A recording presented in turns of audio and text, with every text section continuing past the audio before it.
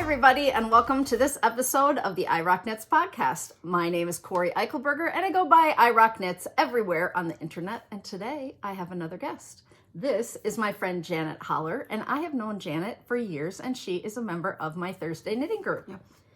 We met at the firehouse, maybe? Mm-hmm. Yeah. So do you know what years those would have been? Like, do you have a thing in your brain that would have told you? So I moved back here in 2006, back to Minnesota. And it might have been before I moved away, but I wasn't living out this way, so I don't think so. No, it was after you moved back, because I remember it was right after you moved back that I invited myself over to look in your closet. Oh, yeah. Oh, gosh, that was, okay. That was a long time ago, because the closet was down here. Yeah. Is that full? Yeah, still? It's still full. Maybe we'll peek today. Yeah, I've shown that. I've shown that on Instagram a couple times.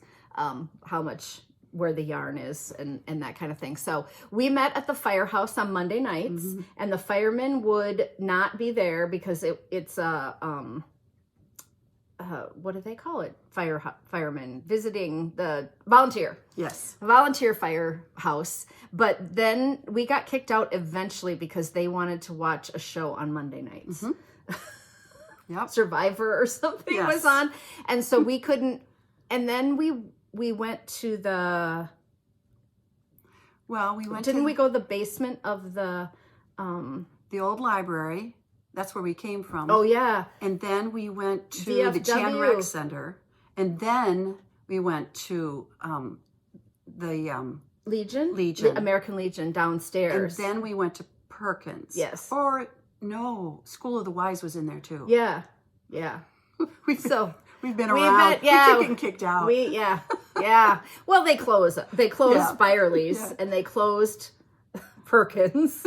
We closed them down. Yeah, we closed them down. We're there. But every Thursday, then for a while we were meeting Tuesdays at the School of the Wise in Victoria, and then Thursday, which we've talked about with some other people. So we've known each other for many, many years. But you and Karen. Yeah, from Cub. Karen from Cub. That's who I always kind of started that firehouse group, right? Yeah. That was different than Judy Berland and Liz starting the Byerly's group. Yeah. They kind of meshed some of the same people eventually, but you and Karen started that. Do you know if she's still knitting? I'm not sure. I haven't run into her I used to run into her at Cub, but I haven't run into her in forever. I was at Cub, I was in the checkout line, and I had onion skins in a bag that were free, big bag of onion skins, and the checkout woman said, well, what are you doing with those? And I said, well, I'm going to dye yarn. And she said, do you knit? Yeah. Do you knit? Yeah. We should form a knitting group. Yeah. Okay. And so that's great. Around onions. Yeah, around onion skins. Oh. So that's how it started. How cool is that? Yeah. I didn't know you dyed yarn. Did you used to dye a lot? No. Or just a little bit? Just to try it. Yeah. That's another rabbit hole that I don't go down. Yeah. No, because we don't have time to do all the things we want. And I don't see Janet as much these days because you watch your grandchildren. Yeah, I do. So you drive out to a town just outside of, what is it, a half an hour for you? 50 minutes. Oh, gosh. That's a trek. Yep. So I babysit a couple days a week. But we're in the same book club, which is fun because it's just a different part of us that we enjoy. You know, we tend to enjoy the same kinds of books. Yeah. And that it's a lively discussion in our book club. Yeah. The book club is quite big. It can have anywhere up to 20 some people attending, but it's afternoon and evening. So there are two groups. So if you miss or you can't go in the afternoon, you could go in the evening, but they read the same books. And the woman has been being the head of it and monitoring it for years, and she's retiring, so it's going to be really sad because I want it to keep going. I want people to keep coming, but the group has gotten older because they were all younger women, probably raising children, 20 years ago when she was doing it too. So, but yeah, I asked Janet, and she was like, "Sure, I'll come on the podcast." Even though, like Renee and Matt, and Bonnie, she's a bit of an introvert, and so I said, "It's just like talking to me. Like we're just gonna chatter, and I edit. If we flub something up, we just edit it out, and we keep going." Okay. So let's editing. start with what you're wearing. Oh, This is the Color Courage shawl. This was a shop hop, maybe? yeah, we were together when I got this. So Cynthia from Lakeside Yarn made this, and it was part of our shop hop. So it's Saavy Skeins Sensible Sock Yarn. Oh yeah, she did Saavy Skeins for a couple of years. Yep. Yeah. Oh, it's So, real pretty. yeah. Was that 2 skeins then? You bought 2 skeins of the yarn? Yes. Yeah. So then you Yep. striped it. Yeah. Yeah. Oh, that's really pretty. So on a day like today in Minnesota, it's just what you need. because it got cold. It got cold all of a sudden, and and snowed, and not a lot, but we've had snow a couple nights, where we woke up with 1.5 inches or whatever. I'm not a knitter like Cori is. Cori loves a challenge. Cori loves learning new things. I'm just a basic knitter.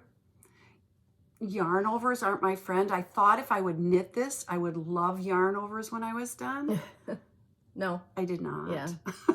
So, but I do yarn think that overs there are a my lot of favorite. people who like their knitting to be that relaxation thing where they're just knitting and purling and there's not a lot to think about. Yeah. I think there's a lot of knitters That's that me. want their knitting to be that way. It's right? the rhythm of it. Yeah, and just to be not challenging and not having to sit with the pattern right there for every step. I think that's very common.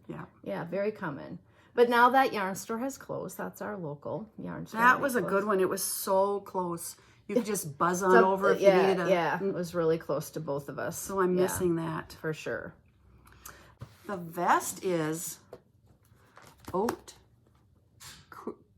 say that word. Couture. Couture. So that's the vest. I bought the yarn when Lakeside Yarn was Coldwater. Okay. So the previous owner to that. Coldwater Collaborative. Yep. So they opened 2 stores together and they shared yarn shipments early on. So they were a collaborative with the one down in Minneapolis on the corner. Oh, Mary Brown. Tell me what that one was called. It was attached to the outdoor camping and Depth of Field. Oh, right? oh. Depth of Field downtown. And they shared, Mary will tell me if I'm wrong, but I think they shared yarn shipments, which is why they were called Coldwater Collaborative. Oh. And then they turned into Lakeside. But so you would have gotten this pattern through them? Yeah. And not on Ravelry because it's one of those Nope, printed. I got it through them. Yeah. And I even got the yarn. The yarn is Konny. It's called Konny yarn. It's an old one. I want to make this. It was fun. It looks super simple, except for the zipper. Yes. It looks, it's like knit one, purl one, ribbing, and then straight up and down. And I love a colored zipper. I would knit that in a color and then put a pop of zipper in there. It's really cute. I wear it with a purple. Yeah, I Top love underneath. a good vest. Yeah. So that when I go inside somewhere, I'm not so hot. I put on a big sweater in Minnesota, and it's great until you get somewhere where they have the heat up more, and then you're just sweating. That's really cute. So this comes in sizes 38 to 53, and it's written for 3 weights of yarn. So you can use heavy worsted, chunky, or super bulky. So all the numbers would be in for that, which is perfect, because that means I can just shop my stash and probably find something that would work, right? Like most people, you buy a pattern and you're like, oh, I don't have enough chunky, right? Or but I have more heavy worsted or super bulky, which would make it work up really quickly. And then it has this because of the variegated yarn, oh yeah, you can see it really good in the picture. There are purl stitches and in between here. There's some ribbing right here, decorative ribbing that kind of starts here and works its way up. The fun part of knitting it was just the colors. Every time you put another piece of yarn around your needle, it was a different color, and it was just really fun to knit. So the pattern came out in 2000, but I would assume that and it's called the Oregon vest. I don't know, did we say that? Outerwear vest in 3 weights of yarn. Yes, so it is available on Ravelry. It is by Ann Dempsey, and it is a $6.50 download. So perfect. The easy to knit outerwear vest with pockets is a favorite for the whole family. Zippered front, closure, knit in heavy worsted.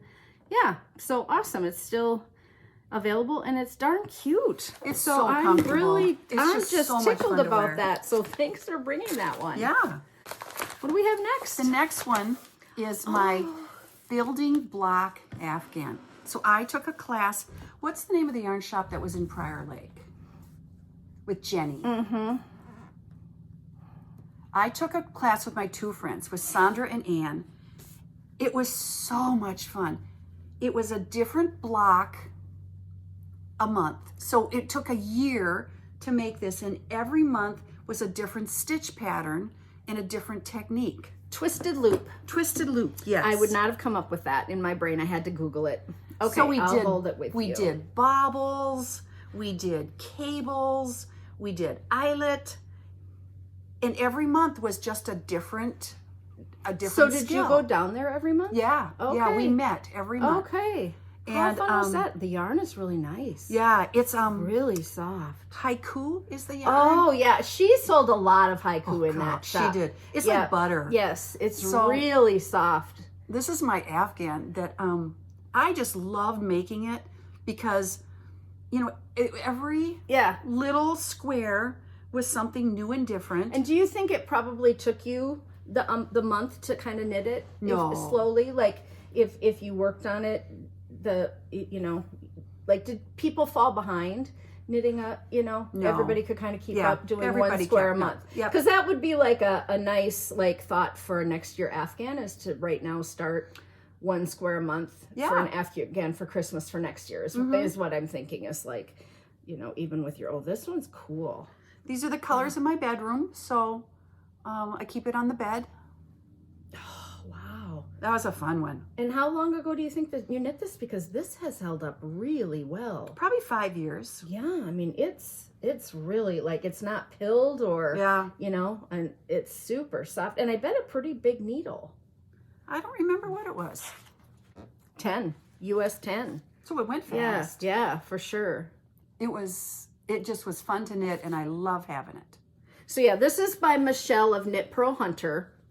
And she does a ton of video tutorials online. Oh, there were video tutorials with this. Yes. So that was really nice. She does a lot of them online, Knitpurlhunter. So many of you will recognize that. And then the book was printed by Skeins, which is Hikoo, so that makes sense as well. And you can do all of the squares in different colors or all of them in the same color. Before I picked my colors, I went to Ravelry, and you know how you click on projects and you see what everybody else did? Yeah. And there are hundreds of those. And so I could see the other color combinations. Before. And it was so clear to me, like, some people would do it in a checkerboard, and some people would do it in a diagonal, and the different varieties of colors was really helpful to pick my color. Oh, sure. Well, a nice neutral is good for most people. Yeah, but a lot of people didn't. They did real bright colors. Oh, really? Yeah. Oh, yeah, because there's a bunch of brights down here. So that's kind of a fun idea. I might have to think about making some blocks. Because they would be satisfying, like a hat. Like, I really like a hat as a palette cleanser. Like, when I get done with a big project, I like to just knit a hat. Just, knit another hat, put it in my Christmas box for next year. Yeah. And so it might be fun to do a square, right? Just as because I just knit so many hats. It's ridiculous. I knit a hat on Sunday because we are going out to dinner with someone who I didn't have a Christmas gift for. Oh my. In one day you knit it? Mm-hmm. Ridiculous. I knit his wife a hat and a cowl. And it was in my Christmas box. I had, all this stuff. And this is my friend Brian and Lynn. And he was diagnosed with cancer just a little while ago during COVID. And, it's not good. It's not great. But he's on long-term infusion, right? And he's a real tall, big guy, but he's bald. And he wears a hat all the time. And I'm going that morning, we're going to church. And I'm like, you have a hat and a cowl for his wife, but you do not have anything for him, right? Yeah. And so I got out some chunky yarn. And you knit it in the afternoon? I watched the Vikings, the last Vikings game, and grieved again, the loss, And because we're sitting here, right? So we're sitting there, and it was Malabrigo Rasta or Malabrigo Chunky maybe. and I knit the thing, and I decided that it should have a folded brim because he's a real big guy and he needed that, right? Not just a little bitty, beanie. So I knit a ton of ribbing, right? And then later in the day, I was doing something else, and I came back and I was knitting the decreases, and we're getting ready. It's getting closer and closer to the time that we're supposed to meet them. Yeah. And here, we're gonna have a little Cori story here, right in the middle of this. And I texted them and I said, could we meet a half an hour later? Because you had to finish your knitting. Yes, because I really, good. and Ross is under the car in the garage, and I went out and I said, are you going to be ready to go? And he's like, no, I can quit early. And I'm like, I'm just going to text him. You're supposed to meet him at 6, right? So I thought, we'll just meet him at 6:30. So in the car, I have the overhead light on, and I'm doing the final decreases, right? In the car. Yeah, on the way, on Highway 5 to Tavern 4 and 5. That's where we're going. And and it's dark. It's dark, and I'm trying to knit the decreases, and the stitch falls off. And I had grabbed a chibi needle on my way out, and we have a little tiny scissors in the car. Of course. And so then I'm say to Ross, we're getting there, and I'm like, I have to go around the top of this. So he gets his phone with his flashlight. We're in the parking lot of the Tavern 4 and 5, and he's holding the flashlight, and I dropped the chibi needle in the car. Oh dear. And he's like, I'm gonna have to get that later. I bet it went between the seat. And I'm like, I have another one in my wallet. So I get that out. We're going around, and time is passing. Like, we're late, right? We are late at this point. And I am sticking that thing through, and I'm weaving in the end, and I look down and I see this long strand of yarn in the ribbing that goes across, 8 stitches. And I'm like, what is that? What is that? And it's dark yarn, and it's dark in the car, and I'm like, well, I can't leave it. So I take the tail that I've cut off, and I go in and I wrap some yarn and tack it down, right? And I weave the 2 ends in, and the time, and my husband's sitting like this going, this is ridiculous, right? And I have no idea in this moment if I have made the right size hat, because he's probably 6'4". He's a big guy with a big head. And we're walking in, I have this little bag, and I hand it to him. I'm like, I'm really sorry we're late. And I'm sure Ross is going to say, Cori was knitting car, but he didn't. He didn't say anything. And he put it on, and it fit like a glove. Perfect. And he said, oh, it's so soft. Oh. And it made the moment. Yeah. It took me all day, to get it done. And it just made the moment. But it was ridiculous with the number of hats I make. And the number of hats I give away every year, that there wasn't one in the box. It wasn't right. It wasn't right. And he got COVID over Christmas, so we couldn't get together with them. So that's why I had this little bag for his wife in there. And when we walked in, I handed her the bag, and she said, we were halfway up here, and I realized I left your Christmas present at home. And I was like, that's what I should have said.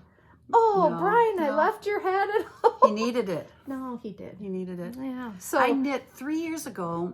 Minnesota Knitters Guild had that challenge of 50 hats, 50 or 52 hats in a year, and I did that. And so I haven't knit a lot of hats since. No, I did 52 in a year, and I used your friend Yarn Harlot. Yeah, Yarn Hoarder. Yarn Hoarder. Amber. I used her pattern. That she uses when she makes hats. Oh, yeah. It was just a really good basic pattern. Yeah.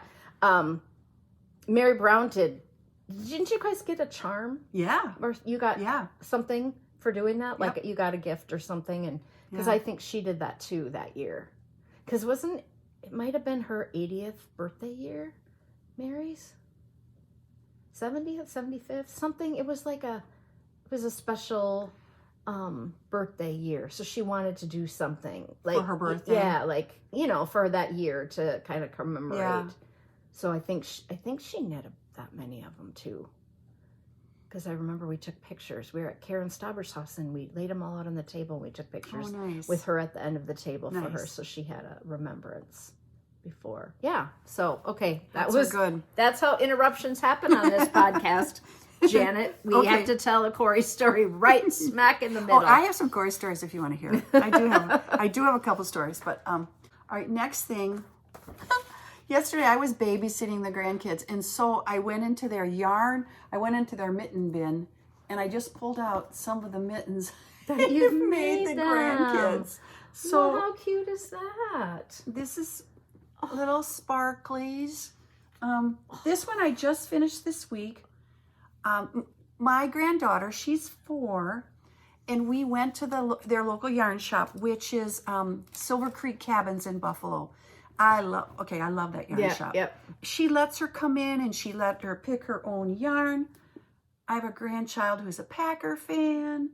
Well, you're a Packer fan. I am a Packer fan. These were little. Here's they the don't Vikings. fit anybody anymore. So I use stars or stripes mittens because it has a baby, a preschooler, and a child pattern. Oh, okay. So it all of those were made out of that pattern. Okay, and so it fits everybody. From the Petite Pearls podcast, or I think she used to have a podcast, but website, petitepearls.com, winter 2012, and the pattern is stars or stripes mittens. Well, look at all these. Are they freezing their little fingers off today because you took the bucket? Could be. I guess I should return it, shouldn't I? So I do. When you ask your favorite knits, I was like, okay, mittens for sure. Oh, yes. I love making mittens. When Kylie was younger, we would go up north to Grand Marais. We'd go up to the Bearskin Lodge, and I would knit mittens. And I would say, why do I love making mittens so much? And I would knit mittens. And so to this day, I think she would say Mom's favorite thing to knit is mittens. And I don't knit them that much, but I did really enjoy knitting mittens. It was a smaller project. It was easier to take with. Yep. But I would say in our button bin back there, we probably have 30 pair, right? So I don't need to make it like it's like hats. You got to give them away because I just make so many. Well, some in this bucket, they don't have a partner. Oh, so they got to do. There's some mix and match. Ones there. But anyway, these are well loved and well used. Well, that's a great idea, for everybody to know that pattern. It's called Stars or Stripes. Oh, and it's a great pattern. And it's on Ravelry. Yeah. Okay, so you asked for my favorite knits. Yep. Okay, this is one of my favorites. This was Knitpurlhunter, and it was the Scoreboard knit along. Oh. And it was so much fun to knit. Okay, I am a Packer fan. Yep. So you knit this according to the score. So the Packers, you start the season, the Packers are always green, and the opposing team is always the other color. So the year I knit it, the Packers had a great year. Oh. If I knit it this year, it would be a cowl. I mean, probably because not so good, but so this was the score was the number of rows. Number of rows. So 3 rows was a field goal. There's a field goal. 7 rows is a touchdown. And so you knit it while you watch the game. And all kinds of people did it together in their team colors. How clever is that? It was a Knitpurlhunter pattern. But you could go back, like if your team had a Super Bowl season, you wouldn't know that at the beginning of the season, right? But if your team is having a Super Bowl season this year or last year, you could go back and look at the scores for the games and make one for that. If you're an Ultra fan, did you grow up in Wisconsin? Yeah, I did. Oh, okay, because I was going to say most people in Minnesota aren't Packers fans unless they grew up in Wisconsin. And I think, and I grew up in South Dakota, and we don't have a team. So then my dad was always a Vikings fan because it was the next closest. We didn't have an affinity. Like my nephews have favorite teams because they live in Sioux Falls that are all over the country, right? Like they love the Texas Longhorns, that the college football, right? And in the South Dakota State has a great football program, but their team, they pick teams like the Philadelphia Eagles because they just picked teams that they love the players and the thing. Whereas when we were growing up, it was really about location. You just picked the team because they were the closest one to where, Mom and Dad might have been able to come up for a Twins game out when it was out at, by the Mall of America and when the stadium, they might have been able to come up and see a game. That's why you Packers picked it. are that way. If you're from Wisconsin, you're a Packer fan. Yeah. You are. This is brilliant. It was really fun to knit. I had never even heard of that. So that's really clever because I love watching football. And I've really in the last couple of years tried to watch more of the games and know more of the other teams and the players so that we play them. I like at least know who some of the major players on the teams are, so I'm a little more knowledgeable because otherwise I just just get frustrated by our play. It's called Scoreboard Knit Along, and it's by Simplicity Hikoo is the yarn. So it's real soft yarn. So you must have spent quite a bit of time down at Prior Lake getting this yes, haiku. I did. I was a good customer. Yeah. Could you have someone who lives down by there? Oh, okay. The other two friends that I knit the afghan with are both from Prior Lake. So that's why we went there. Yeah. Okay. That was a lovely shop, but it's a trek. Yes. To go down there. Yeah. I mean, you know. I liked it. It was cute. Yeah, tiny in a little front part of the library. Okay, the next one. So you asked for my faves. This is what I knit the most. Yeah, but this is great because nobody else has shown this. This is my most knit item. Yeah. Yep. I knit Me too. more pumpkin hats. And you talked about this the other day. You mentioned this pattern. I did? Okay. Yeah.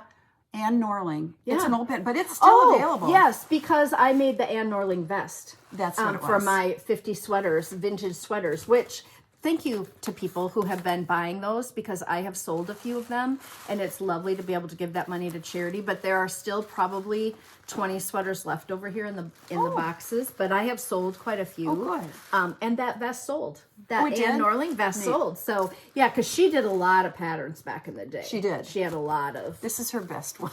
Yes. So what I do is I knit these little pumpkin hats, and so this was one of this year's, this little girl, and then this was someone else sent me theirs. That was their little girl, and this little pumpkin, this is Alice, and she was 2.5 pounds when she was born. So hers is a little big. Hers is going to fit her next year.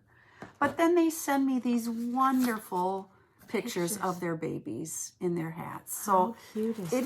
I have found this is the best baby gift ever because they keep it. And then I get the picture. I got one picture one day where the woman said, well, now my second child is wearing it. Here, look, my next baby's wearing it. So yeah, because I've knit them. strawberry and grape and one other, I think. But I think the pumpkin is the most common. I do too. It's Berroco vintage, so it's real soft. Yeah. It's just real soft yarn. And with the rolled hem, it's nice because it just pulls on their head. And, Yep. And I just Isn't that funny? something, Because something she in doesn't have a picture of pumpkin on the front of No, this. she doesn't. And I feel like there was a pumpkin hat that was maybe a single pattern at one time, but I could be wrong. Maybe it had a texture stitch in it or something, but yeah, that's a really good one. And she doesn't have the year on this, but it came. It's an oldie. Yeah, came from California. Wow. Yeah, I have one too. 3 sizes. She has 6 month, 1 year, and 2 years. I don't know if I would. Oh, I should tell you. So I was helping this friend learn how to knit 2 years ago, and she's a very loose knitter, and she was knitting one for her first grandbaby. And when she was done, we started. When she was done, it was huge, and so her husband wears it. And he wears his pumpkin hat because she just gave it to him. It was so big. So I did make an adult one once. Well, she made the adult one once, but anyway. That's funny. You'd have to be a character. Yes, he is. And, you know, he is a character. And I'm sure people comment. Yeah. And I'm a character, but I'm not sure I would wear a pumpkin hat out in public, right? Like, I'm kind of a character. People stop me and say, oh, I like your orange boots or whatever, you know, because I can be that way, but. Okay, next one. I did something new and different this year. I joined an Advent knit along, and I'd never done one before. Okay. So I did Freckled Whimsey. Okay. So I did her 2023 Advent, and I did not know what to expect. Yep. And so these are the socks. Oh, lovely stripes. Wow. Yeah. Is that like a 24 striper or does it repeat? It repeats. Okay. So it's like a 12 striper maybe. Yeah. So I had... Did it come in a secret pouch so you didn't look at it until the first day? Yes. Like, yes. it was... You couldn't open up till December 1st. And then you can't really see the colors too well before they come. So it was fun. I think the funnest part about it was that every day I knit. It made me sit down every day and just calmly knit a stripe. You know, stop what I was doing and just enjoy knitting every day. It was Seredipity was the name of the yarn. Okay. And it's a really nice yarn.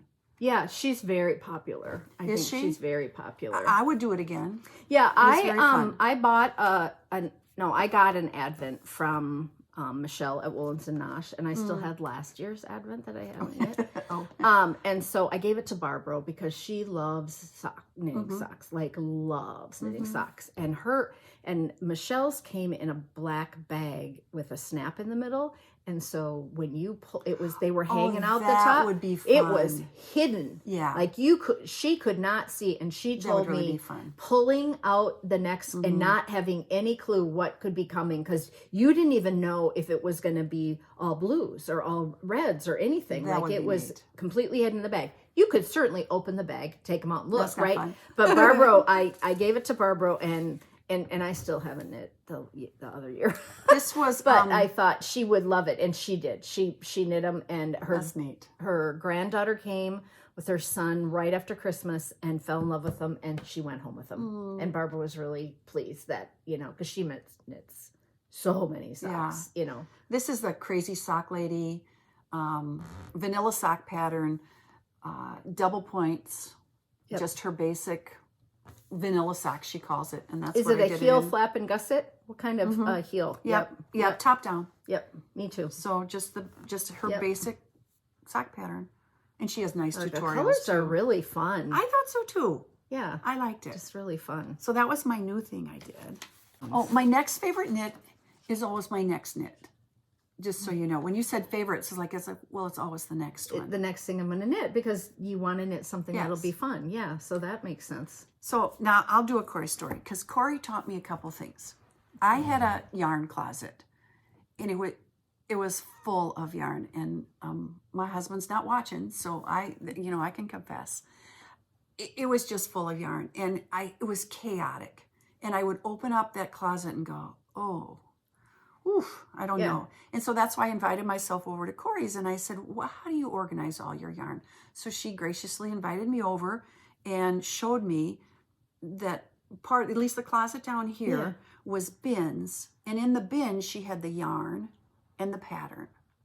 And so clear Sterilite shoe boxes is what I started with when we moved here, because the boxes, when you move with a moving company, expand between the time you leave your house and when you get here. You have more boxes than you had when you left, right? And every time they would see a yarn, I'd say put it in the office, which was a mistake, because then the office got full of boxes and it was visual, right? It was like, oh my gosh, because we all have a yarn place kind of.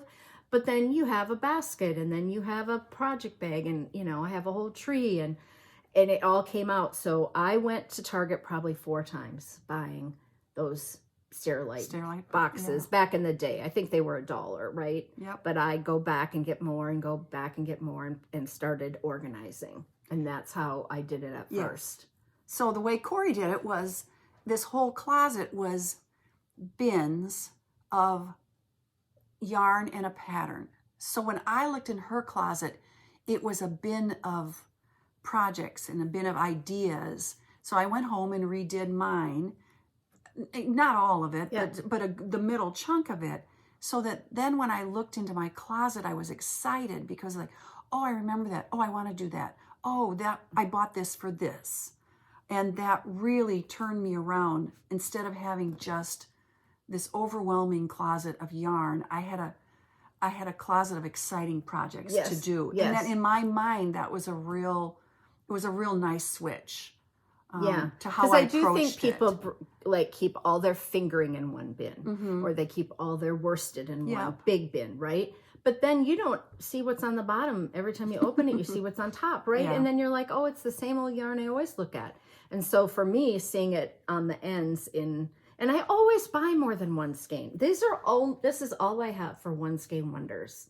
Like what's up above me here is this. I don't have other single skeins, rarely anywhere else. I maybe have one box that are like gradients that are singles, but I buy 2 or 3 or 5, like kind of depending on what I think I might make. Well, the other thing you helped me with was, I was the kind of person that would go to a yarn store and say, oh, that's beautiful. I'll take a skein of that.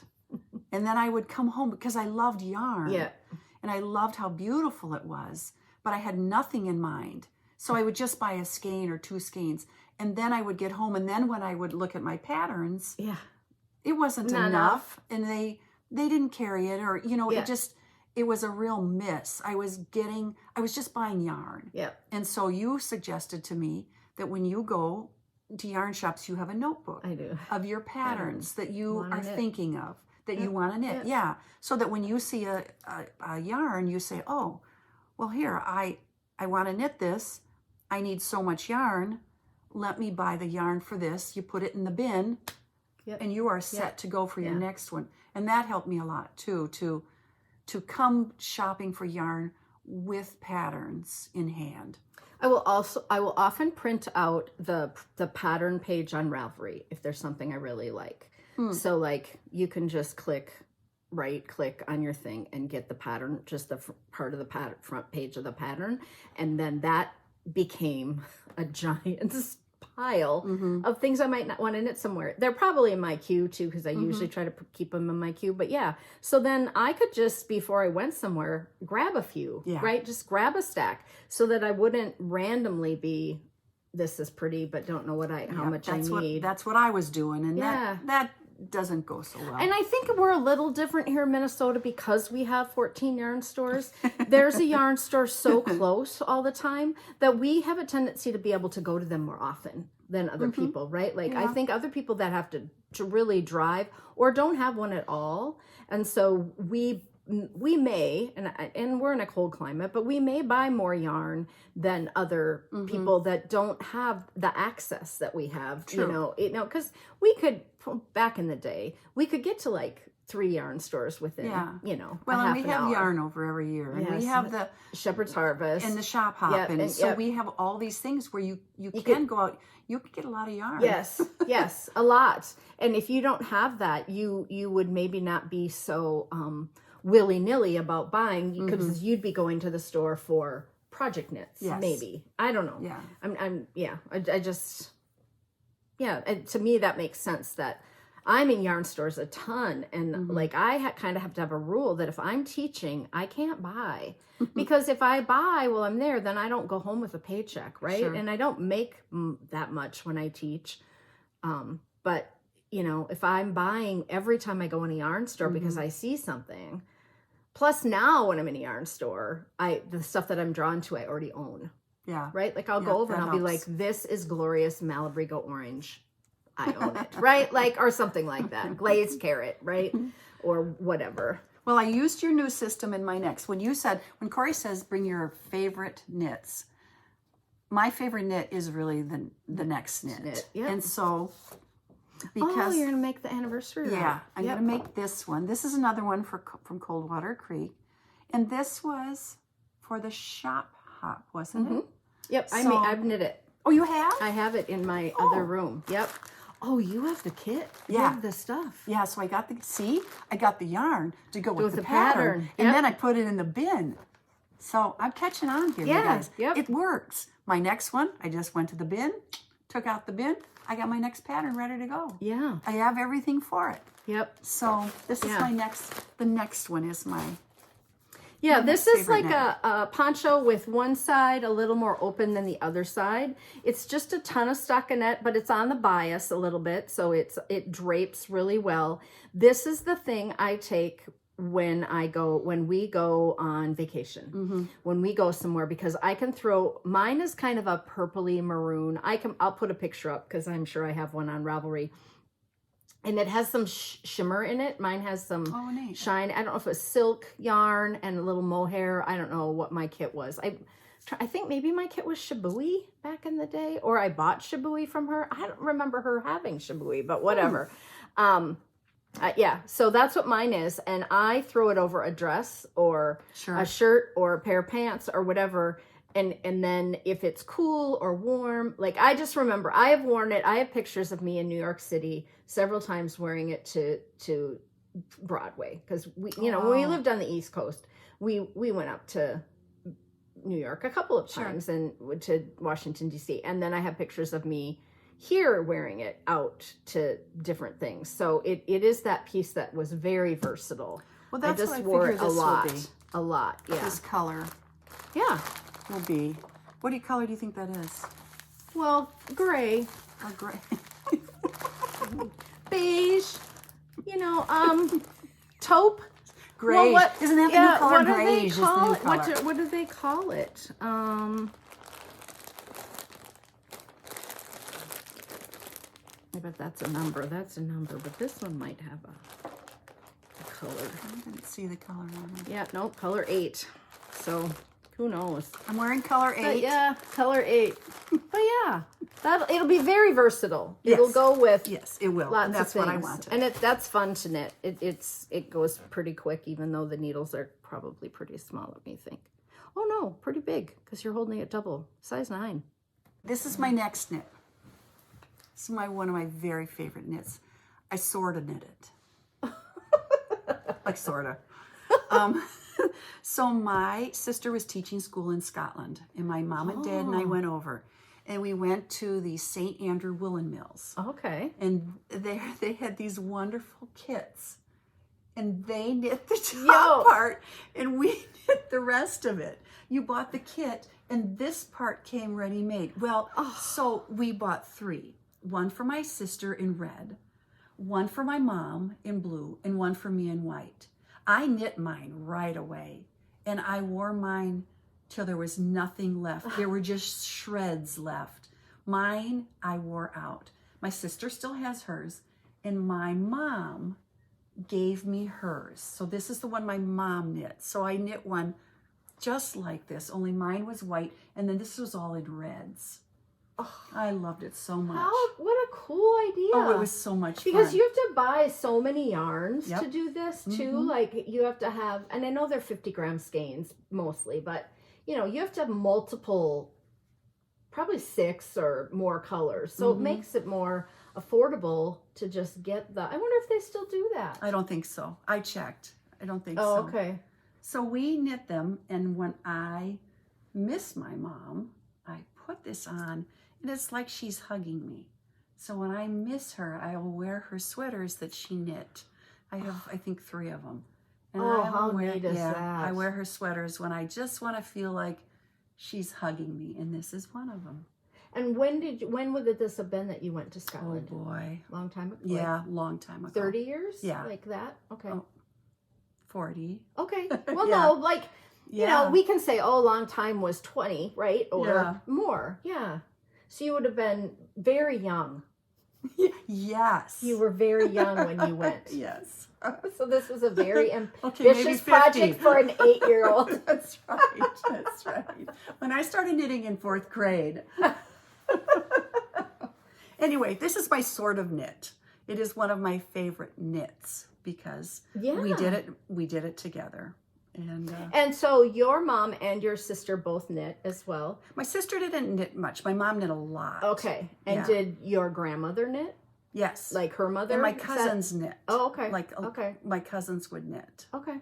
I started in 4th grade. I got a little knitting cozy for Christmas. It was round and it was this tall, and it had a ball of yarn and needles and a pattern for a scarf and a hat, and that's how I started. Oh. And from the very beginning, it was like, I love doing this. I could do this all day. You ask my husband, I can knit all day. I just love to knit. It brings me joy and But you peace have, and oof. yeah, I don't mean but you have a calm spirit. Like you have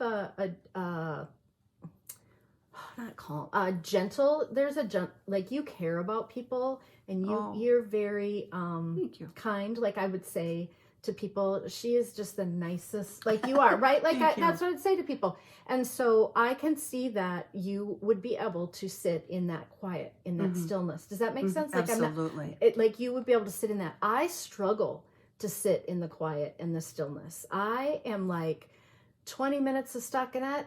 Okay, I better go back on the computer and check my email. Like I am not good at just sitting with just sitting with like stockinette, and that's why I have to have something super engaged, like more interesting. engaging, because my brain doesn't calm well, you know, and it's why I'm a chatty Cathy and why I'm like, you know, and I work hard on that to try to calm myself, like just with my PT yesterday.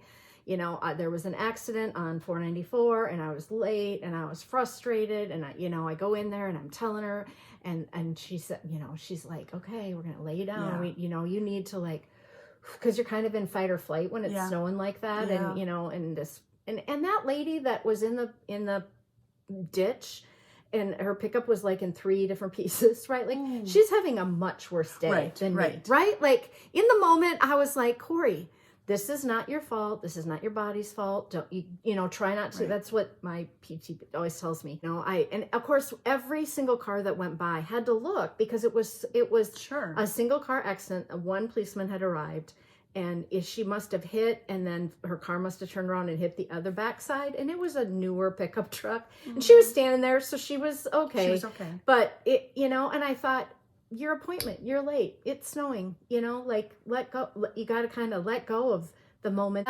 But in my daily life, I get really amped up by people when I'm at knitting group, and I get, you know, and I just kind of get like that. And I like that feeling, you know, that feeling of having, nervous energy, like having energy. And so when I'm sitting and knitting and that goes away, like I want to find it, right? Like I watch a ton of TV when I'm knitting. So, and I think that has a lot to do with introvertedness and extrovertedness, right? Because Renee and Matt back in the day, and now Bonnie, when they go to an event, they can sit quietly at the table for 45 minutes and knit and not talk to one another. Me too. I can knit in quietness. And I am up greeting everyone else in the room. And they're like, there she goes again, right? Because I'm like, they are not talking. Yes. And they don't want to talk. They're just perfectly content, right? And I am like, let me go find the chatterbox table, right? Because that's why we like sitting at your table. But I do, right? I mean, but it can be, my energy can be a lot for an introvert, right? And I had to learn that. But I had to learn that my energy could like kind of drain people, like kind of make them just be like, oh, would she just be quiet, right? No. And it's not, I don't, like, I'm not putting myself down. Right. It is this is how I was born. Yeah.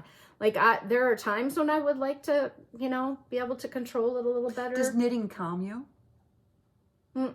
No, I don't, and I don't want to be calm. Like I don't say to myself, oh, I just want to go to the porch and have it be quiet and be calm.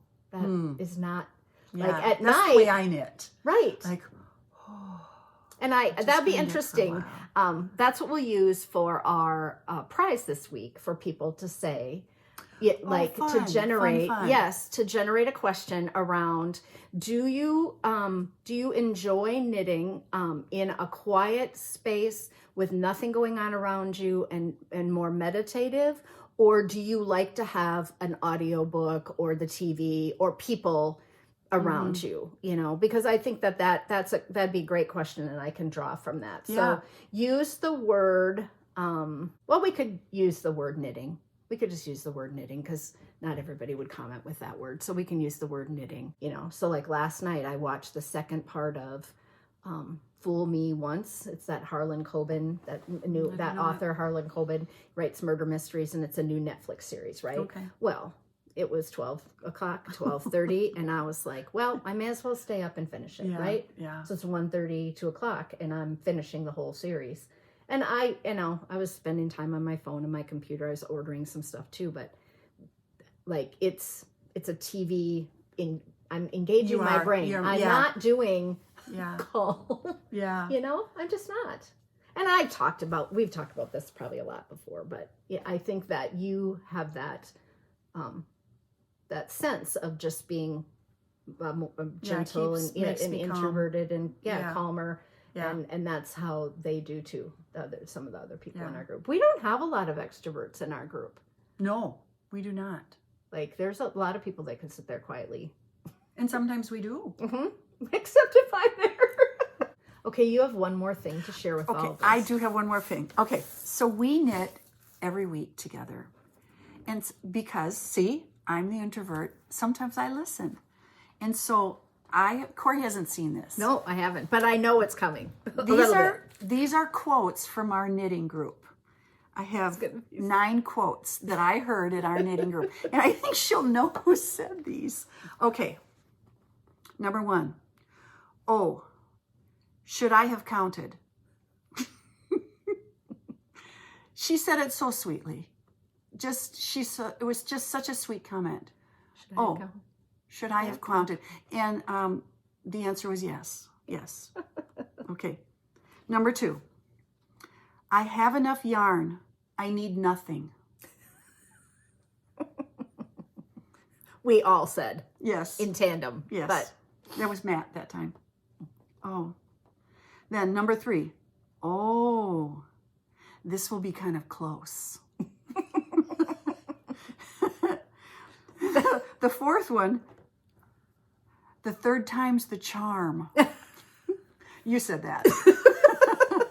Yes, because you rip and you do, That's and right. you rip and you do, and you third hope time that the some. 3rd time and not the 5th time. And number 1, oh, should I have counted, is directly related to the 3rd time's the charm. It was the same person. Okay. I think I was helping with a sweater You were. on the counted one, so I know who were. that was. Yep. Number 5, you did just fine. No one will notice. Which I love. I mean, that's a great quote. That's good. Did you have a drink before you came here? I think the answer was yes. Okay, number 7. I don't think you were here this time. Okay. Going to knitting means I have to put on a bra and change out of my sweats. Seems like a lot of effort. Well, Okay, that sometimes wasn't yes. Matt. No. Number 8. Oh, no. That was me. That was me.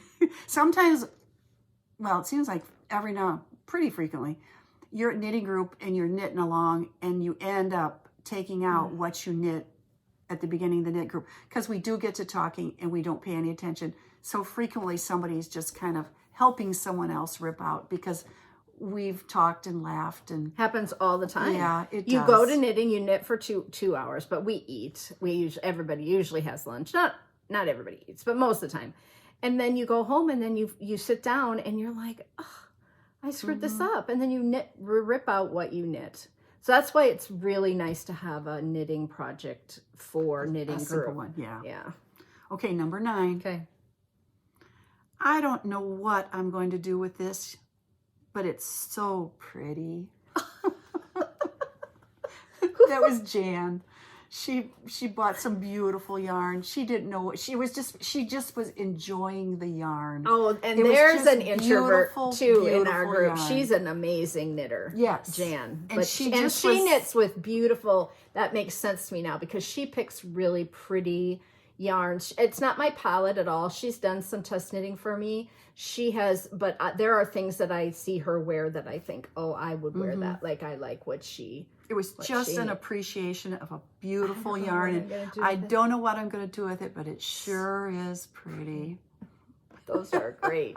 Those are great. Those are my quotes from our knitting group, which has really been a lot of fun for me.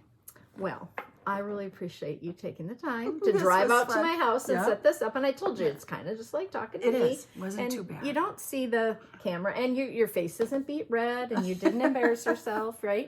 And so, yeah, we're My really fears. good to go. All right, we're going to say goodbye. Okay, I'm back, and Janet just left. I did not mention what I'm wearing today, and this is the Bada Bing Pontini. It is just a little cover-up. Whenever I wear this, you guys really like these colorways together. This red black did have a little bit of blue in it, and then I paired it with this turquoise color. So it is the Bada Bing Pontini. I do want to kind of pat myself on the back. I designed 15 designs last year, and that is more than one a month. And so even though some of those were companion pieces, that is quite a bit of design work to get done when you're also teaching and kind of trying to run a household and have a podcast and all those kinds of things. So I am going to just tell you what those were. So I did the Cover Me in Sunshine blanket collection, which consisted of the Always Snuggling blanket, the Candle Lights the Way blanket, the Corner of the Sky blanket, the Cozy Cuddle blanket, the Felicitations blanket. There were 5 in that collection. That is still discounted on Ravelry. You can get all 5 of those. And remember, there are 5 sizes for each of the blankets. So you can do it from baby all the way up to massive extra large size. And then I did my Box Buttons hat and my Best Bobber hat, a collaboration with Michelle of Woolens and Nosh. And then the Chelsea Chunky Cabled hat and Cabled Cowl, which is the one with the little big chunky cable in it, so it's like a 6-stitch crossed cable. The Great Bear hood, which was those 2 darling little kids in that Great Bear hood. I ordered yarn to make hoods for both of them, so now I just have to get those off the needles. The Knitword sachet, that little pillow, which has 15 or 16 different sayings already charted that you can put on there. The Pinky Swear mitts. And then 2 pretty box of sweaters, long sleeved, long bodied, and then short sleeved cropped version, and the Wear It With Pride hat. So I do donate my proceeds for the Pinky Swear mitts to the Pinky Swear Foundation and the Wear It With Pride hat to the Trevor Project. So those are still out there where you can have a donation made and also get a pattern. But I did want to talk briefly about what I'm planning for next year. So I made my list for this year. I made my list of what I thought I could get done this year and what I kind of wanted to get out there. Right after the Pinky Swear mitts came out, someone asked me if I would ever consider making that pattern into socks. So yes, I will be doing that. So that's the little tiny bow knot stitch. It's really easy to do. Very cute, and so I'll be putting that on socks as well as on a hat so that the mitts will have a hat. So Miss Babs has graciously dyed another skein of that yarn, and they are putting it in the mail to me for the socks. So I'll have a fingering weight scale in that Sea Dragon color, which is kind of that orangey peach color. So that should be in the mail. I think they dyed it yesterday, so that's exciting. They were very nice about saying, yep, we'll just put that in the mail to you. And they said, which base do you want? Which was really nice. So I'll get those socks on the needles. Then I am going to go back and republish some of my felted patterns because they're not up to date. I don't feel like were as well written as what I would write them now. They're certainly not checklist patterns. So the first one that I did was the watermelon tote bag and the watermelon purse, which is a felted bag. It's really cute. It's a green bag with red zigzag at the top. And then I put little black ceramic seed buttons around the top. So I went out on Etsy and looked for a seed button, and I found one, and I contacted the person and said, may I use your seed buttons in my pattern? And they said yes. So they were excited about that. So I'll be looking for testers for some of these projects probably in the next day or two. I'll be sending out my testing requests for probably next few months. Not everything's ready, but I like to have kind of testers listed and ready to go so that I know I'm covered. I like to get those early. So even if you sign up now, your pattern might not be ready for a month or 6 weeks. And then I have the Runestone Shawl coming out, which is using Lavender Loon, her yak and silk base.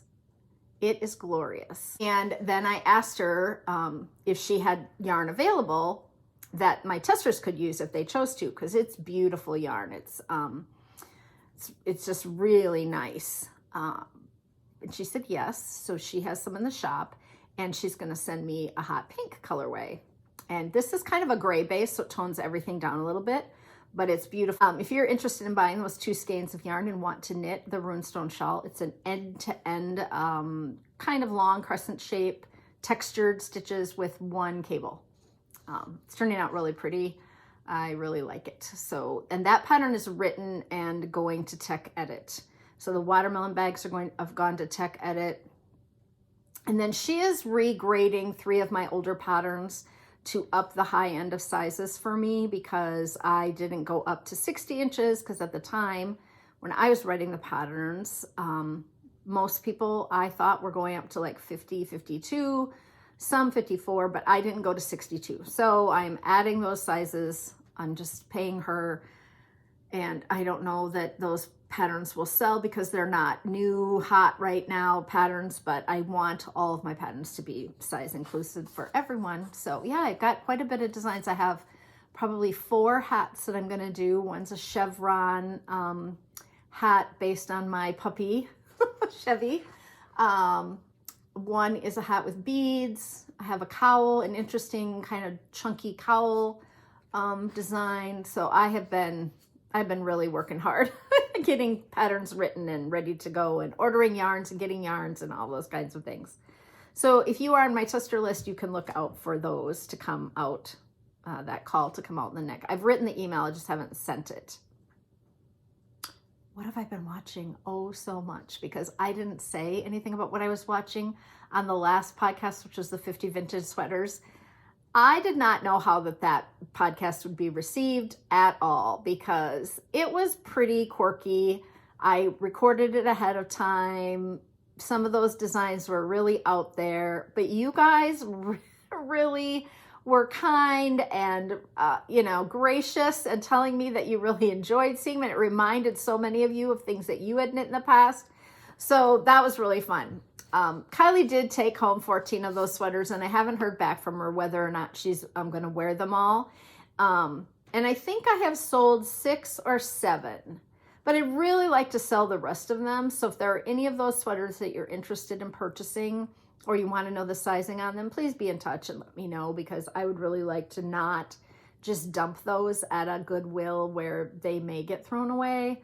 I'd really like to sell them or gift them somewhere that they could be worn to, for sure be worn for, and I don't know, maybe a homeless shelter, but like some of them are, novelty yarn. That is not what a homeless person wants to wear in the winter in Minnesota. So I'll have to think about how I can gift those. Maybe I'll talk to the Minnesota Knitting Guild too, because they have their auction coming up. That's a thought. I think it's probably too late, but okay. What I've been watching, I watched The Quiet Girl. I read that book, Foster, last month, and there is a movie that goes with it. It's sad. It's a sad book about the little girl who goes to live with the other family. Her mama's having her 7th baby or something. The dad's kind of a drunk, and they send her while the mom has the baby, and she loves this other family and really wants to stay with them. And yeah, but it's called The Quiet Girl. And then I watched Falling for Christmas with Lindsay Lohan on Netflix. Couldn't finish it. It was really dumb. Really, really dumb. I watched Your Christmas or Mine, which was really good. Then I watched Morgan Freeman in A Good Person on Netflix. That was quite good. I watched all of the Deion Sanders Coach Prime special because it's all about football and about him, taking that HBCU team and making them champions, and then leaving and going to Colorado and trying to redo that program and everything that he went through with his surgeries on his leg. So that was a good series to watch. Then Tan France is part of the Five Guys show, but he did his own. He went on his own. He's kind of the style clothing person on he's done one of those model shows too. But he built a home, and Architectural Digest followed him while he built this beautiful giant home in the hills in Utah. And you can go to architecturaldigest.com and watch the videos. And the next one that's coming out is the kitchen. So he does it's like a 35-minute show on his house and the decisions they made to build it. And he with his partner and their child, two little boys maybe. Anyway, he doesn't show their faces on social media, but that was good. It was interesting to see. I love home shows about construction and stuff. Now, my husband and I actually went to The Boys in the Boat in the theater. Very good. If you have not read the book was better, but the movie was really, really well done. I did really enjoy it. I thought it was close to the book. You're really rooting for that team. It's a true story about the boys that are rowing and go to the Olympics. It's, yeah, very good. Then I watched Holiday Home Makeover with Mr. Christmas because I was getting in the Christmas spirit. This is probably the day after Christmas, and he was decorating houses. It was on Netflix, and he goes to maybe 4 different houses, and he kind of transforms them with all kinds of decorations. It was really uplifting and fun. And then the last couple nights, I've been watching a new series to me. So I watched Black Cake on Hulu. So I read that book, so I knew kind of the storyline. But even if you have not read it, it is very well done.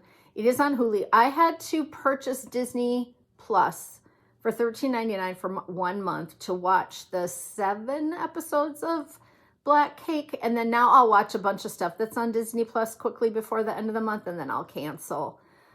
But it was definitely worth the $13.99 to watch that. So thanks, Renee, for telling me about that one. And then last night I finished Fool Me Once. That's the Harlan Coben. He's the author that writes like kind of murder mysteries. That's on Netflix. And that was a series of a number of episodes. And that is, I had not read that book, but it was surprising at the end. Like, lots of twists and turns, lots of what's going on, what's going to happen. There are murders and you're trying to figure out who done it. Yeah, very good. He writes a good book. I've read other books by him, just not this one. And this was made for an episodic series, and they did a really good job with it. Then things I saw on the internet. There's a guy called Jordan the Stallion on Instagram, and he was doing a thing on there's a side of the bed. The left side of the bed, people who sleep on the left side of the bed have a more positive outlook on life and deal with heavy workloads, not stressed by stressful days, and are calmer in a crisis. People who sleep on the right side of the bed make more money, are less positive, have a less positive outlook on life, are prepared for worst case scenarios, and if you are claustrophobic, you probably sleep near the wall. So this was super interesting. Lots of comments in the comment section, like which side of the bed is left and right. So to make it fit for my family, I sleep on the left, Ross sleeps on the right as we're laying in bed. I don't think that that's necessarily how it would be written. I think it would be when you're standing at the end of the bed, and looking at it, but I don't know. But definitely more positive me, less positive Ross, makes more money Ross, doesn't make any money Cori. But it was a really interesting take on, do you always have to sleep on the same side of the bed? And it was brought up on the Morning Today show, and they did a poll on Instagram whether or not it matters to you. Like if you go to a new hotel or a place to visit, do you always sleep on the same side of the bed that you would have slept on at home? So it was so we could, discuss that in the comments. I think that's kind of fun, kind of interesting. Then a couple of news articles came out that I just wanted to mention, and I will link them in the show notes for all of you. But the surprising history of the Fair Isle sweater, that was going around Instagram, and there was a link there, so many of you may have read it. I printed out the article to put in my articles folder, but this is what the picture looked like. Which fashion item is as beloved by members of the royal family as it is by J-Lo? Or as relevant on the runways of 2023 as in the knitting catalogs of 1960? The answer is surprisingly festive, the Fair Isle knit. So it's a whole article about how it is in fashion, and people from all walks of life like to wear the Fair Isle sweaters and the yoked sweaters. It was I'm glad I got somebody I think someone sent me a private message on Instagram. It was CNN, written by someone at CNN. So you could still Google it and find the article, but I'll link it in the show notes. And then the second article was called Knitting Helps Us Embrace Life's Messy Imperfections. It was more about mending knitting, but it was quite good. It came out in the New York Times, and I have reached my limit on New York Times free articles. So now if I want to read them, I have to pay for them. But someone sent me a link where I could read it without having to pay for it, which is really nice. And then, have you guys seen these You and Me sheep figurines? They are so cute. I could go down this rabbit hole so fast buying and collecting all of these You and Me sheep. They are, I'll be putting pictures in. They're available on eBay. They come in all different price points. They're so cute. They have different pattern stitches on their sweaters. They are, yeah, I have never seen anything like it. I have a feeling that most of them come from like the UK, and that people in the UK might be far more familiar with this company and all these sheep figurines that they have, but I had not heard of it, never seen it before, and they're just darling. I have several that I would really like, and I think it'd be really fun to get a couple and gift them to a knitting friend, so I think that might be kind of a neat idea for the future too. Then I want to tell you guys about my favorite snack. I am loving these gluten-free pretzels. They are Snyder's honey, mustard, and onion. They're pretzel sticks, small, little pretzel sticks. And the flavoring on the outside, I'm sure it's not good for you, is so delicious. I bought bags of them on Amazon, 4 bags for, I don't know, $20 or something ridiculous, because I couldn't find them in the grocery store again. They're so good. And I thought, if any of you are looking for a pretzel snack, if you really, I'm not a big fan of pretzels, but these with this honey, mustard, and onion, oh, they're not very oniony in my opinion. They're more honey mustardy. Oh, so good. However, I'm going to come out right now and say it. I will not be eating pretzels anymore. So I have decided to join a weight loss program here in Minnesota. I have been trying to take off these extra pounds for about 3 years. I have had 5 surgeries in the last 5 years. I have had to sit around a lot. Surgery can really affect your metabolism and your hair and all these things, but I cannot continue to do what I'm doing. It's pretty restrictive. I just need some accountability. It comes with an app, 2 videos that they send you every day to keep you motivated. I went in and met with them last week. I signed up. I did my first 2 days, which were loading days, which you have to eat certain foods all day long, 6 meals a day, to kind of get you into your metabolism kind of geared up. And then today was my first day of eating on the plan. I weigh in every morning and put it in the app. They check your food log. You put it in the app. You take your body measurements. You take your body photos. I have done Weight Watchers. I am a lifetime member of Weight Watchers. The first time I did Weight Watchers was in 1989, and I had 9 pounds to lose, and I was mortified. I can't even believe that they let me sign up, but I'm pretty sure back in the day, it didn't matter. To meet my goal weight, I think I needed to lose 9 pounds. What I would not give to be at the second or third time I signed up for Weight Watchers weight right now. But my problem isn't always getting off the weight, although right now it is. It's maintenance, and this program has a whole maintenance feature. It is very, very restrictive, and I just decided you eat your own food. I needed to eat my own food so that my husband could also eat with me. I didn't want prepackaged meals, and I didn't want to be buying, a bunch of supplements or things like that where we couldn't do it together.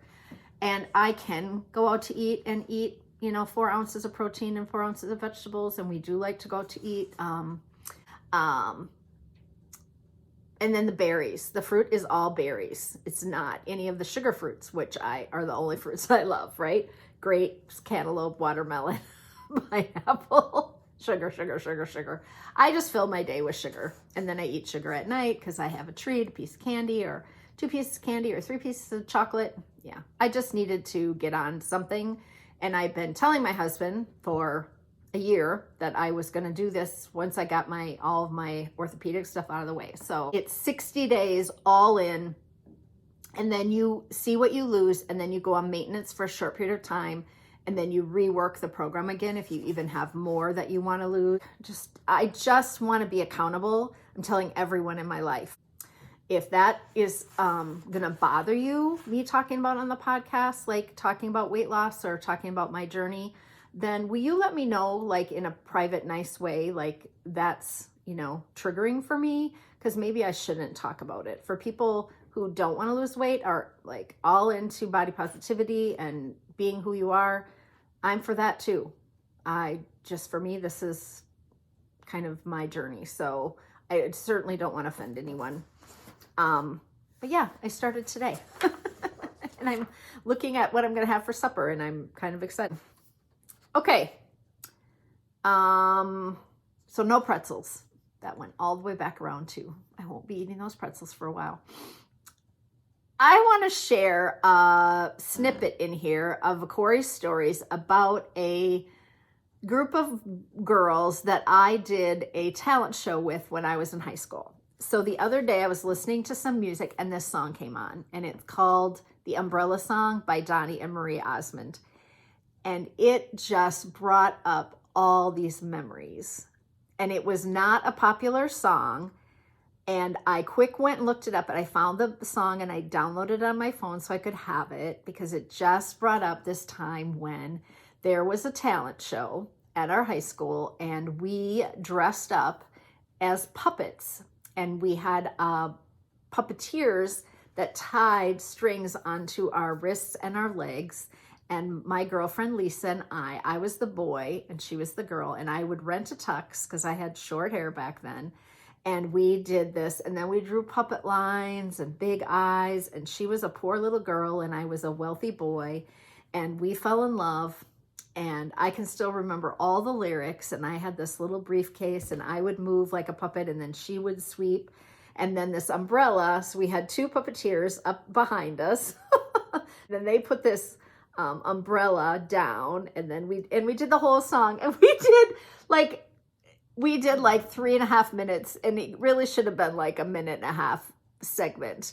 But I have pictures in a scrapbook. And so I'm going to play the music just a tiny little bit because I don't think I can get away with it on YouTube.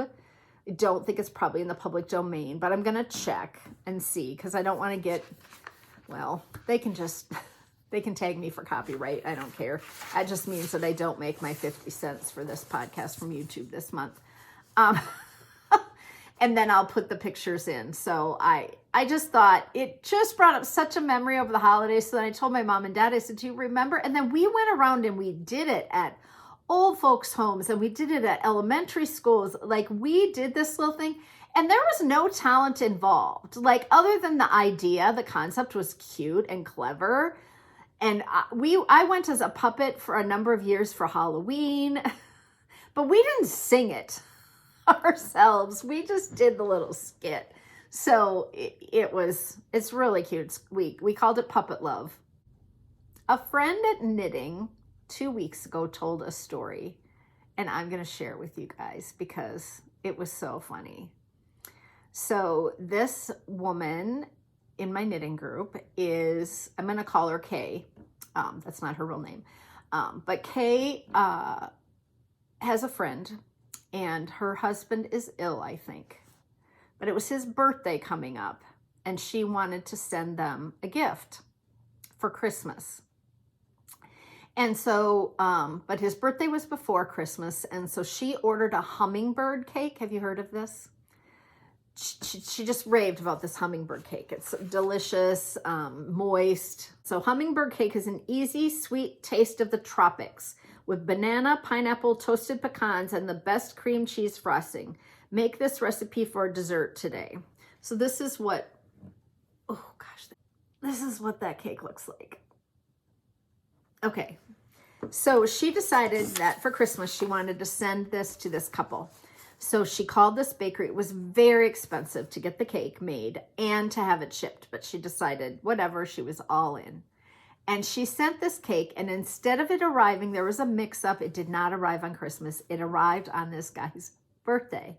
So they open the door, they get this cake, they bring it in, and apparently that morning he had said to his wife, do you remember a hummingbird cake?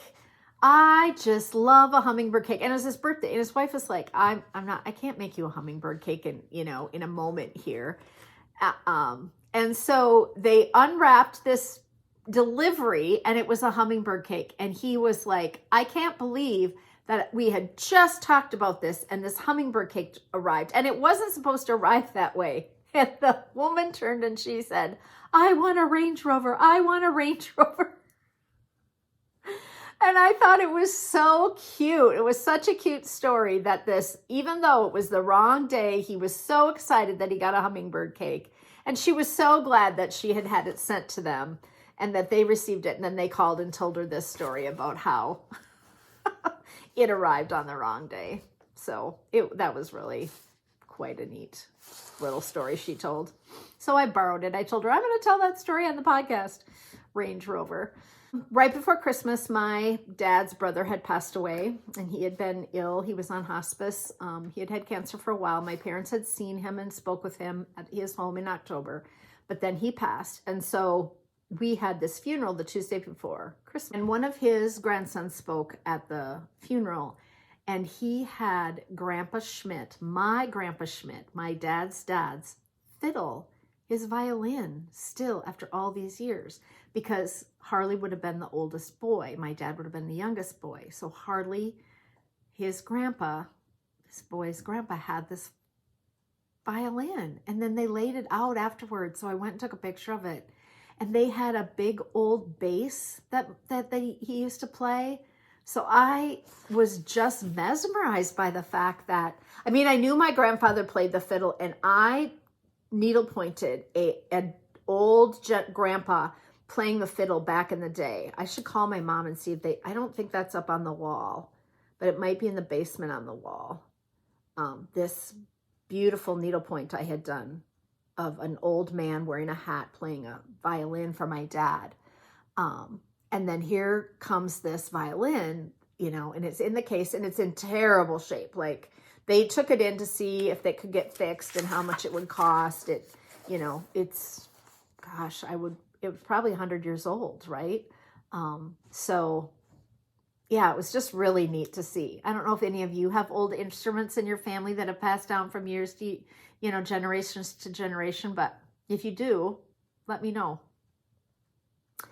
Okay, I've read a ton of books, and I don't want to keep us here all day, so I'm going to do just a brief synopsis.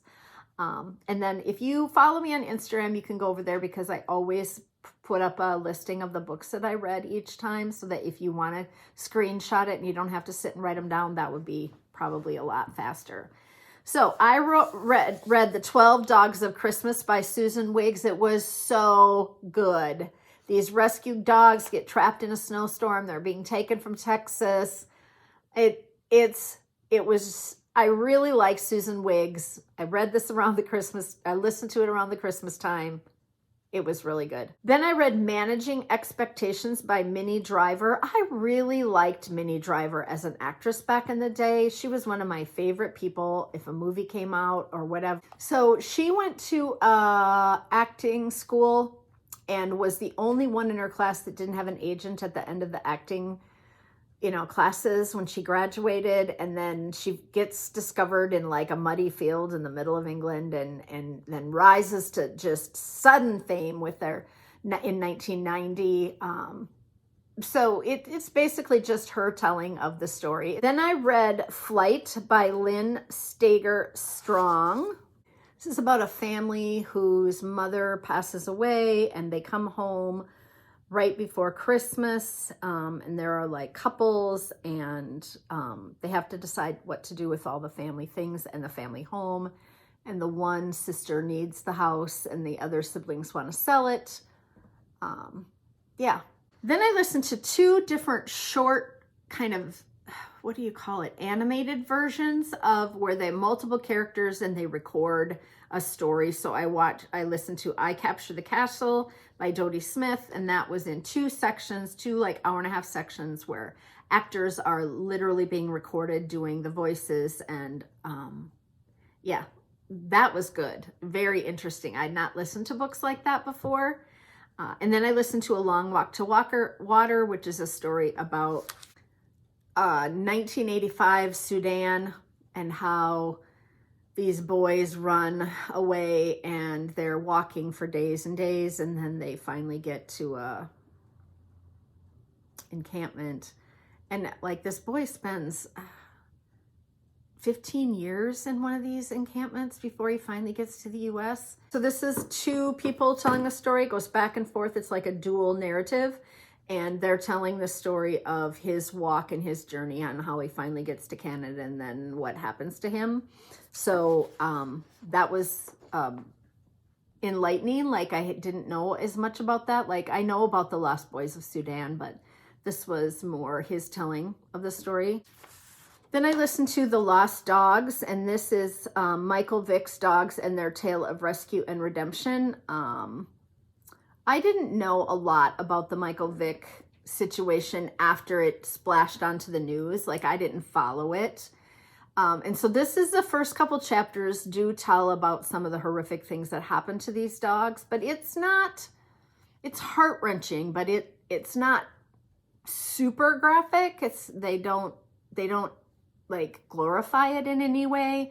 And then they tell about how they tried to save these dogs and how Michael Vick and all of his cohorts went through the trial process and how they were charged and how they spent time in jail and how it ruined his NFL football career with this dog fighting thing. So I can't say that it was good, but I'm really glad I listened to it and that I know more about these dog fighting rings and how they still go on today and they get caught. And this guy is a journalist, so he wrote a really compelling story.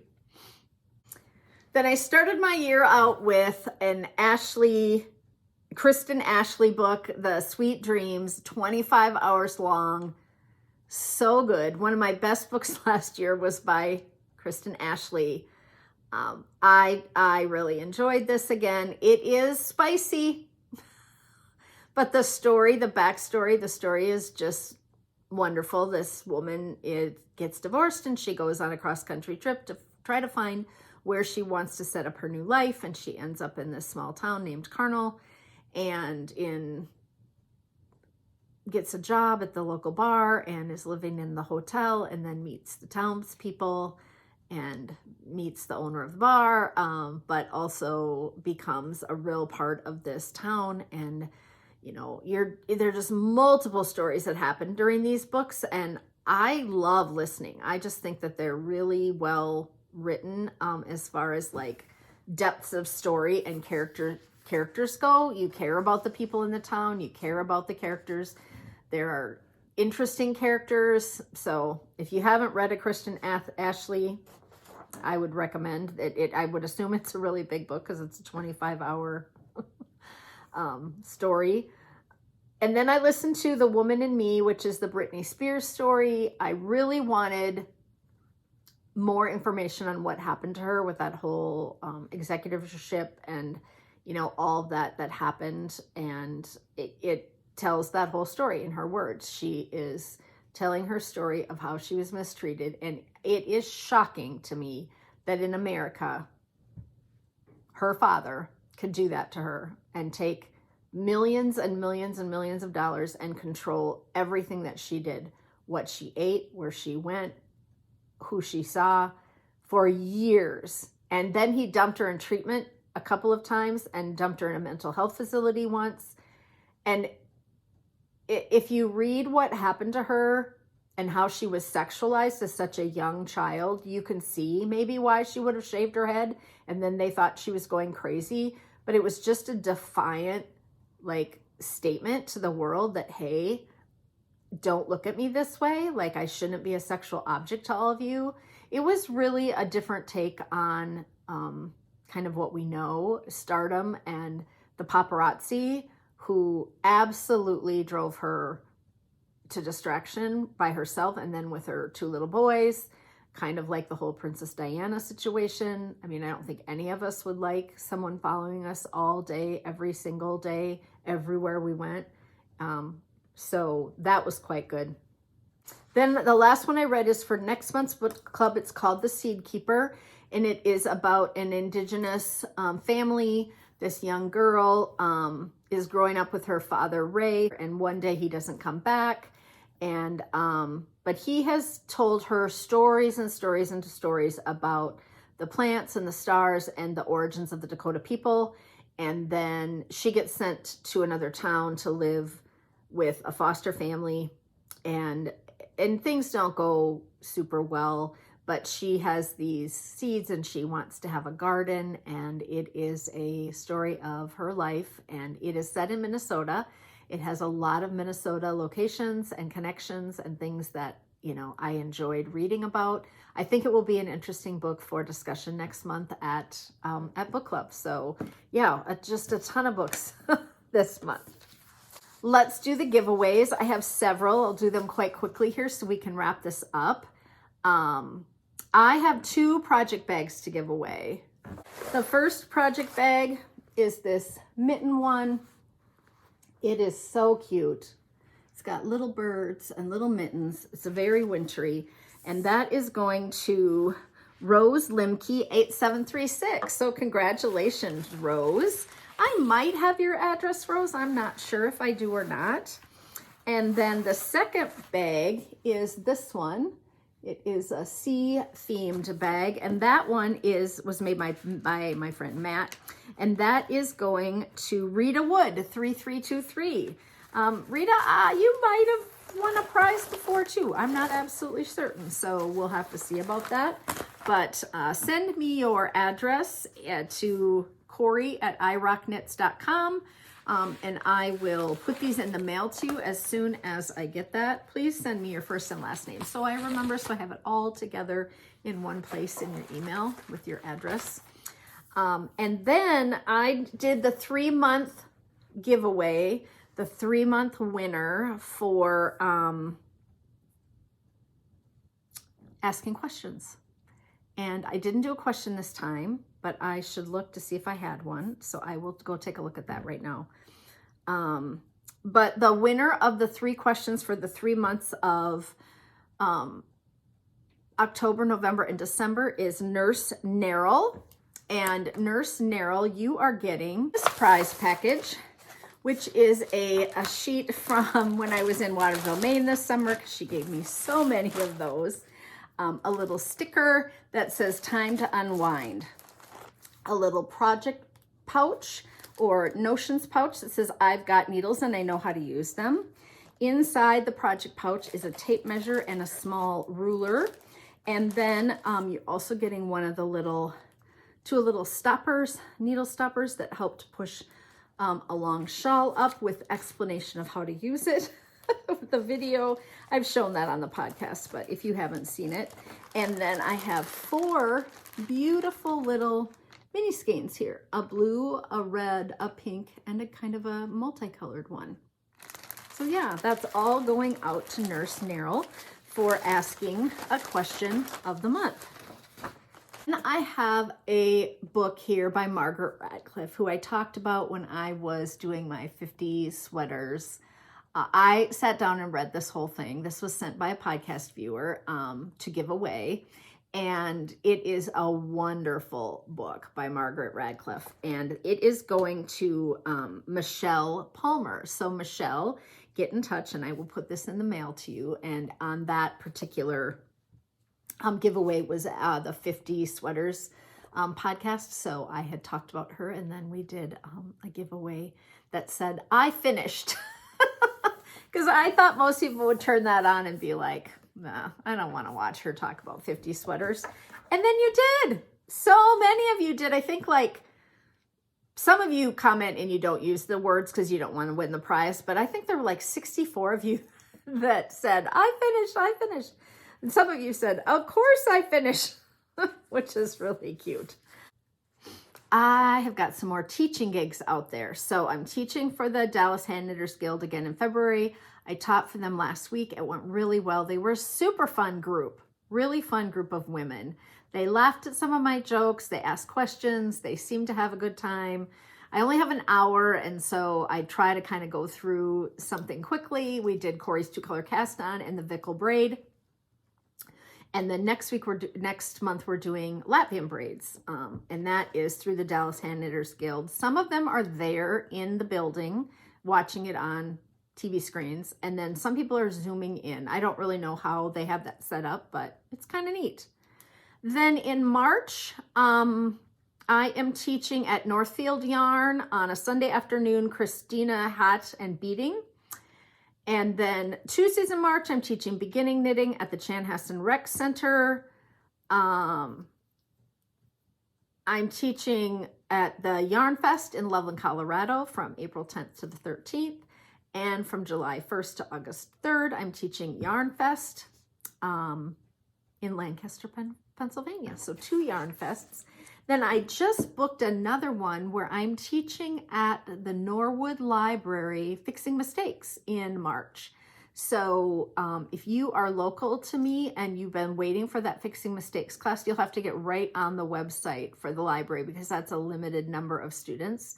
And Norwood is just probably maybe 20 minutes west of me. So it's not that far out of the city if you were looking for that class, Fixing Mistakes. I'll be teaching that in March on a Saturday afternoon. Please subscribe if you haven't. Just hit the little subscribe button down below. I really appreciate having more subscribers. My Instagram and my YouTube are growing a little bit. So that's kind of fun to have some new faces around. I do get comments from people saying, hey, I just found you and I'm so glad to be watching your podcast, which is just awesome. I do want to say thank you to my friend Mel for a lovely Christmas gift that I can see sitting right here. She got me a couple of little knitting gadgets, and I wanted to show you what Kylie got me. This is what I got from Kylie and Stevie. A little Chev. One of the Etsy people sent her the PDF, and then she just took it in and had it printed. Yeah, so we're going to take it in and have it printed on canvas instead of keeping it in this poster form because I have a Cody painting on canvas, and so we thought it would be kind of fun if they matched. She agreed, and I just thought it was really well done. So I'll link that person on Etsy. They'll take any picture you have, and she just took a picture off of my Instagram of Chevy and had it made, and she just told her the brighter the better, and so she just used all kinds of colors in it. I'm sure it's just computer generated, but yeah, it was really neat. And then I did get the little sheep ring, and this is by Julie Lamb, and she is a jeweler in New York City, and she's going to come on the podcast and talk to us all about her EWE jewelry that she designed, because she has necklaces and earrings and rings and all that kind of stuff. So that'll be kind of cool. I want to thank Janet once more for coming all the way out to my house and spending an hour recording. You know, when they come on the podcast, they have to bring their stuff. They come with a laundry basket full of knitting. They have all their notes written out for me, who the designers were, who the patterns were, whatever, and we just go through them. It's a little nerve-wracking. So I know Janet and I talked about doing a giveaway. You're going to use the word knitting in your comment below. And here is the prize for next time. So it is 3.5 skeins of Lamb's Pride Superwash Sport Weight, which is just a lovely, lovely yarn. One of the rulers and a tape measure, as well as some of the little clips for using on your knitting needles to hold your stitches on or to push stitches up. So that will be the giveaway for this week's podcast. I hope that you all had a nice start to this year. January 1st seems long ago already, right? Like it's just flying by so quickly. I am leaving on the 23rd of this month to go to Arizona. I'll be gone 8 days. We are going to the Barrett-Jackson car auction the first part of the week, and then my husband has a conference for a few days after that, and they just happened to bump up against each other this year again. Last year they were flipped around, but I won't spend much time at the car show, but I've already contacted my friend Mary and said, hey, can I come down and go to knitting group with you? So she has a couple of knitting groups that I get to attend.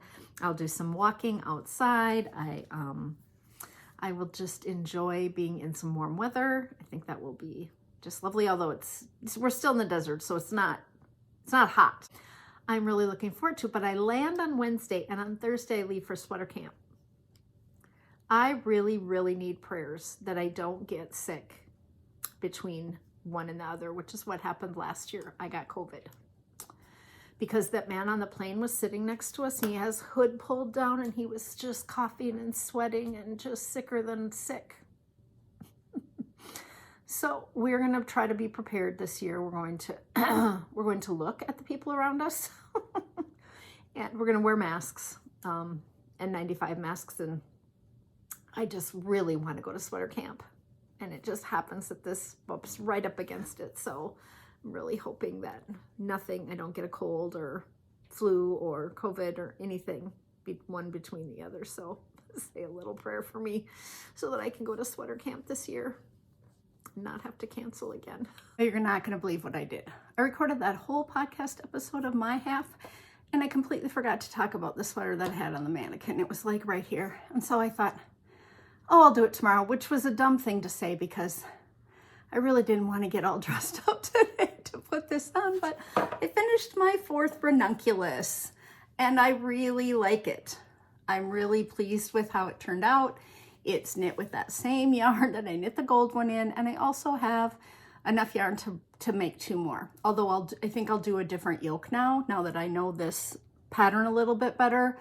I think I could just change out the yoke for myself and do a couple more, because I got this yarn on sale in Maine at the yarn store, and I bought 2 other colors. I think like a raspberry and a red or orange. I can't remember, whatever they had on sale. And I have this green Gudrun Schoden dress that I always thought I would have something, I needed something to go with it. I do have a little Atta Girl sweater that I wear it with, but I wear a lot of bright colors, so it's not a perfect match. But I just decided to film an Instagram reel where I tried on all 4 of my sweaters with 4 different dresses, and just walked in my entryway to the camera, which is kind of weird to be doing by yourself in your house, but I did it. And so you can go over and see all 4 of them styled with the 4 different dresses if you want to take a look at that reel online. But I feel bad that I completely forgot to talk about it, and I had it on the mannequin the whole time. So I'm jumping back in here 2 days later while I'm editing and putting it in. I will talk to you all in 2 weeks. Come in for your hug. Thanks for watching, and remember, grace costs you nothing.